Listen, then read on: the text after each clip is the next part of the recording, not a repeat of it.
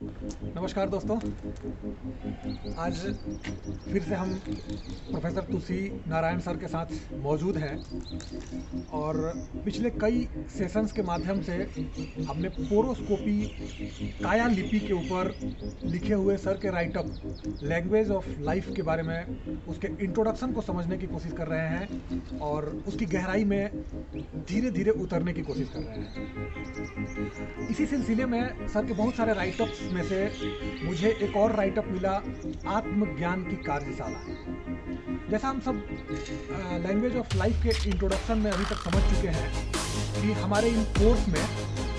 कुछ हमारा पोटेंशियल, हमारा लाइफ स्किल और हमारा गोल, मैं कौन हूँ और मुझे क्या करना है इस जीवन में, ये इंक्लूडेड है। और अगर हमने काया लिपि को समझ लिया तो उसे हम डिकोड करके उसके हिसाब से अपने जीवन को प्रवाहित कर सकते हैं और उस दिशा में आगे लेकर जा सकते हैं। इसी सिलसिले में आत्मज्ञान की कार्यशाला के बारे में सर से चर्चा की और आत्मज्ञान की कार्यशाला में सर ने बहुत बढ़िया, आज पूरे विश्व में सेल्फ रियलाइजेशन का कई सेशंस चल रहे हैं, आध्यात्मिक लेवल पर भी और मैनेजमेंट लेवल पर भी। इसमें सर लिखते हैं कि आज का मनुष्य तमाम भौतिक सुख साधनों का उपभोग करने के बाद भी खिन्न है। तो सब कुछ पा लिया हमने, क्या नहीं पाया। हम चांद तक पहुंच गए, हमने मिसाइल्स बनाए, हम परमाणु बम बनाए, हमने सब कुछ बना लिया, सुख साधन के अनेकों साधन बनाए, फिर भी हमारा मन दिन पर दिन खिन्न होते जा रहा है, उदास होते जा रहा है, कमजोर होते जा रहा है। इसमें सर लिखते हैं, खिन्न है, निराश है और उदास है। कारण यह है, कारण समझ रहे हैं,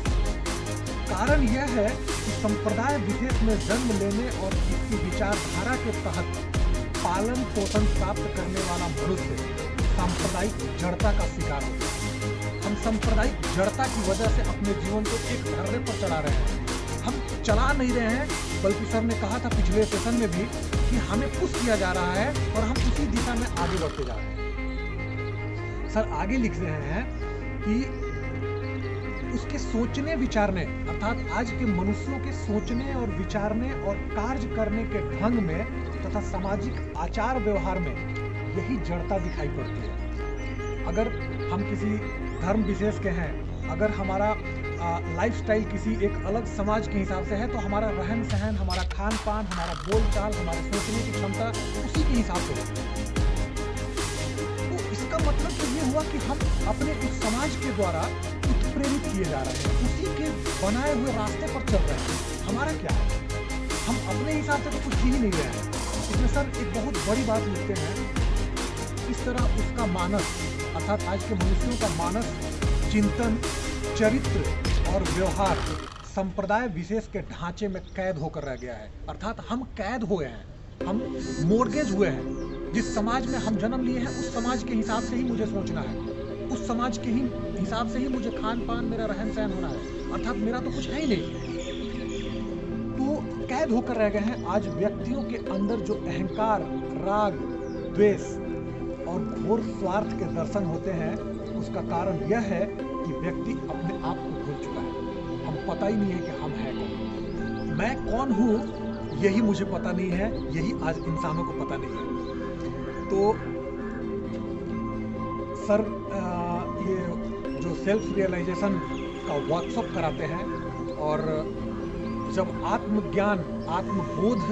हमें होता है, तब हम उस जंजीर में, जो संप्रदाय के जंजीर में, उस समाज के जंजीर में, उस परिवार के जंजीर में फंसे हुए हैं, उसी के हिसाब से अपने जीवन को जीने की कोशिश कर रहे हैं, उससे निकलकर एक आज़ादी की अनुभव करते हैं,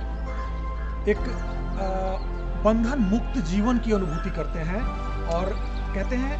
कि आत्मज्ञान प्राप्त करने के बजाय भ्रम के भंवर में फंस गया है। आज का इंसान भ्रम के भंवर में फंस गया है और आत्मा और परमात्मा के किसी एक छोर को समझ पाने की अपनी क्षमता के कारण इन्हीं दो छोरों के बीच में भटक रहा है। अर्थात इसको थोड़ा सा क्लियर करके समझाइए सर। इसमें आप कह रहे हैं कि तन्हा और उदास हो गया है, इन दो छोरों के बीच में भटकने की वजह से हम अकेला हो गए हैं, हम समझ नहीं पा रहे हैं। क्या कहना चाह रहे हैं सर? सवाल है जब भी आप ऐसा क्रम में है कि आर्टिस्ट करना है प्लान के नशा के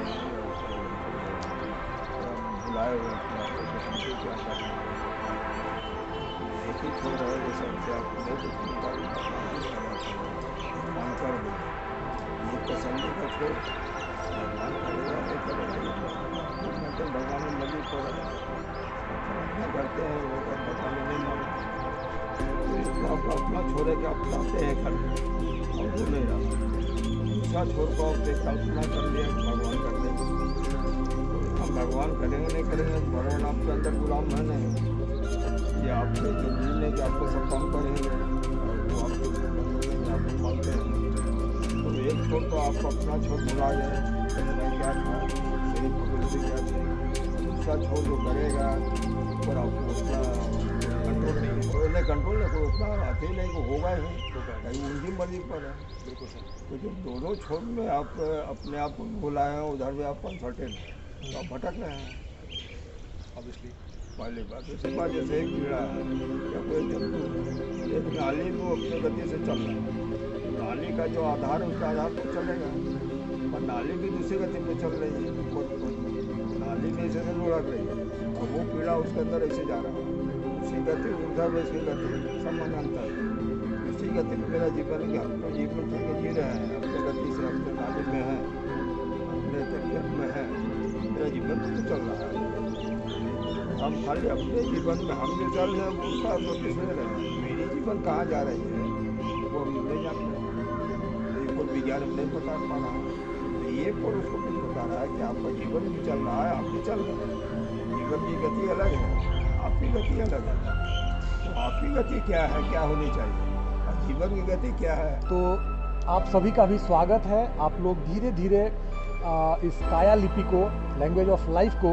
और अब उससे भी एक स्टेप आगे बढ़ करके आत्मज्ञान की अनुभूति करने की कोशिश कर रहे हैं, इसे समझने की कोशिश कर रहे हैं और उम्मीद करता हूँ आप लोगों को ये सेशन बहुत पसंद आ रहा होगा क्योंकि आपका लाइक आपके कमेंट्स जो बड़ी तादाद में बड़ी मात्रा में हमें मिल रहे हैं उनका हम जवाब देने की कोशिश कर रहे हैं और अगर कहीं किसी को रिप्लाई नहीं मिल पा रहा हो तो माफ़ कीजिएगा। हम बहुत जल्दी आपके हर एक सवालों का जवाब देंगे और बने रहिए हमारे साथ। समझते रहिए अपने इन उंगलियों में फिंगरप्रिंट्स में मौजूद पोर्स के अंदर उस कोड को समझने की कोशिश कर रहे हैं। तब तक बने रहिए हमारे साथ। तब तक के लिए जय हिंद, नमस्कार।